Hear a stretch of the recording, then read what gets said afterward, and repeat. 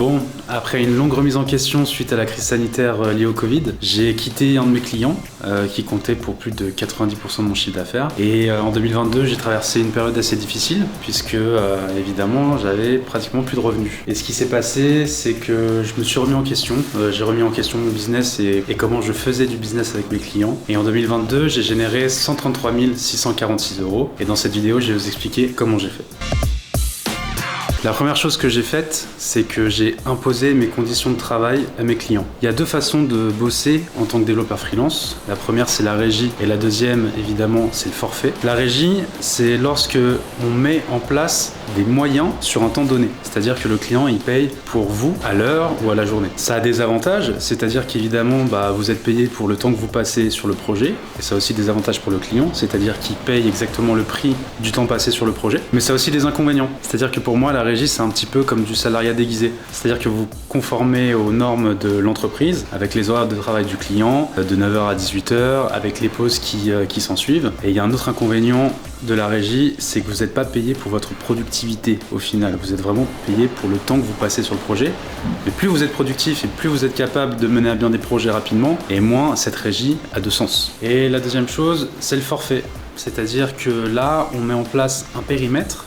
On décide que, par exemple, vous allez développer un projet digital, une application mobile ou un site internet. On définit un ensemble de fonctionnalités et vous, en tant que prestataire, vous demandez un budget au client pour mener à bien ce projet. Alors l'inconvénient principal, évidemment, c'est que s'il y a des imprévus, c'est vous qui le prenez en charge en tant que prestataire. Mais l'avantage pour le client, c'est que ça le protège. C'est-à-dire qu'il est assuré d'avoir un résultat, même si ça vous prend plus de temps. Par contre, le gros avantage pour vous en tant que prestataire, c'est que lorsque vous accumulez de l'expérience, en tant que développeur, vous êtes plus productif et vous êtes capable de mener à bien des projets beaucoup plus rapidement. Donc le forfait, c'est intéressant puisque vous allez pouvoir livrer des projets plus rapidement, avec plus de productivité, en un minimum de temps. C'est parfait, non ?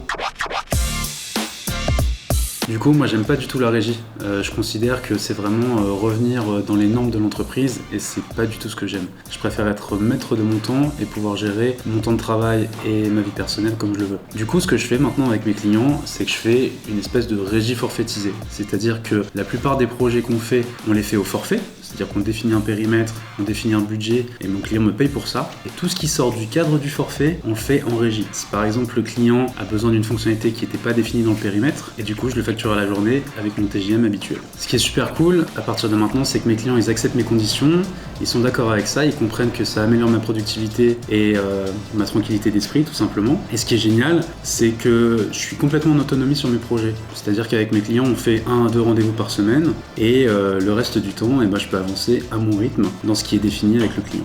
Du coup, ça me permet d'être beaucoup plus épanoui, les coûts sont prévisibles pour le client et moi, ça me permet d'être flexible. La deuxième chose que j'ai décidé de changer l'année dernière, c'est que je vais me concentrer maintenant sur seulement 1 ou 2 clients maximum. Avant, j'avais plusieurs clients, ça pouvait monter jusqu'à une dizaine. Et qui dit une dizaine de clients, on dit aussi une dizaine d'interlocuteurs au final. Est-ce que vous préférez 10 clients qui vous payent 1 000 € chacun ou est-ce que vous préférez un client à 10 000 €? Et le choix est vite fait. Moi, je préfère un client à 10 000 €. Tout simplement parce que dans mon activité de freelance, je me suis rendu compte qu'il y avait la loi de Pareto qui s'appliquait à mon business. C'est-à-dire que 20% de mes clients généraient 80% de mes revenus. Et ça, je l'ai vu en regardant la facturation sur une année. Du coup, je me suis posé la question, pourquoi je continuerai à accorder du temps à des clients qui m'apportent peu de valeur et pourquoi je n'augmenterai pas la valeur que je donne à mes clients les plus prestigieux. Du coup, à l'heure actuelle, je me concentre que sur 1 ou 2 clients maximum. Ça permet pour ces clients-là de leur donner un maximum de valeur. Ces clients-là, ils me voient maintenant comme un investissement sur du long terme plutôt qu'une charge et ça permet aussi de nouer des relations sur le long terme. Donc d'envisager des projets sur plusieurs années et pourquoi pas de commencer à envisager des projets sur lesquels monter une équipe et monter en ambition tout simplement. Le deuxième avantage aussi, c'est que lorsque je négocie avec eux, je sais que je suis toujours leur première solution. C'est-à-dire que lorsque je commence une négociation sur un nouveau projet avec ces clients-là, je sais que je suis un peu leur choix préféré et qu'ils n'ont aucune envie de changer de prestataire puisque ça se passe déjà bien avec moi. Donc ça me facilite la vie, ça permet de donner plus de valeur aux clients, ça me permet d'avoir plus de tranquillité d'esprit et j'ai beaucoup moins d'interlocuteurs. La troisième chose que j'ai mis en place à partir de l'année dernière, c'est que j'ai décidé de déléguer. En fait, ça fait plusieurs années que j'ai mon activité de freelance et je fais tout seul. Toute la partie administrative, évidemment le développement informatique, tout l'aspect financier. Bref, je m'occupe de mon business de A à Z. Et l'année dernière, ce qui s'est passé, c'est que j'ai un de mes clients sur lequel je me suis engagé sur un périmètre un petit peu plus gros que ce que j'étais capable d'assumer. Et ce qui s'est passé du coup, c'est que j'ai commencé à recruter des freelances extérieurs au projet pour pouvoir me libérer du temps. Donc je suis allé sur plusieurs plateformes différentes comme Malt ou comme Fiverr. J'ai envoyé des propositions à des freelances pour le projet sur lequel je travaillais et j'ai commencé à tester différents profils. Alors avec certains freelances, ça s'est plutôt bien passé, avec d'autres freelances, ça s'est mal passé, mais je retiens 2 personnes, Marilyn, une UX UI designeuse, et Stéphane, un développeur C# comme moi, qui ont été absolument exceptionnels. Donc sur la dizaine de profils avec lesquels j'ai travaillé l'année dernière, il y en a 2 qui sont sortis du lot. Et vraiment, quand j'ai travaillé avec eux, je me suis dit, mince, il faut vraiment que je continue de bosser avec eux dans le futur. Et du coup, ce que j'ai fait, c'est que j'ai continué ma collaboration avec eux sur ce projet-là, et je les ai même mis sur d'autres projets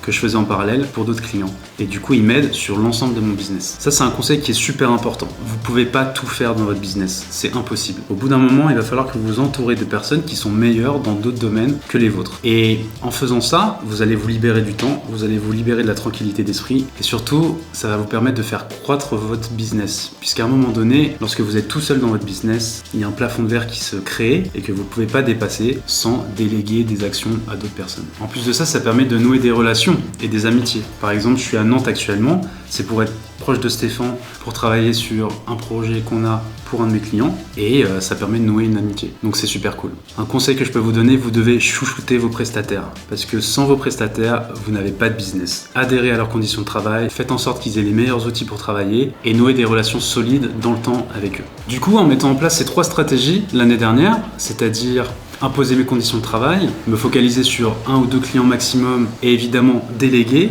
j'ai pu acquérir beaucoup plus de tranquillité d'esprit, améliorer l'équilibre entre ma vie personnelle et ma vie professionnelle et générer un chiffre d'affaires de 133 646 € sur l'année dernière. Je suis convaincu que ces stratégies peuvent aider n'importe quel business à croître, puisque ça nous permet de nous concentrer sur l'essentiel. En tout cas, je vous encourage à tester ces stratégies dans votre business et évidemment à me dire en commentaire ce qui marche pour vous. D'ailleurs, en description, vous allez retrouver ma newsletter dans laquelle vous pouvez vous abonner. Si vous êtes développeur freelance, je vous envoie de la valeur toutes les semaines. Et n'hésitez pas à vous abonner pour être averti des nouvelles vidéos. Je vous dis à bientôt.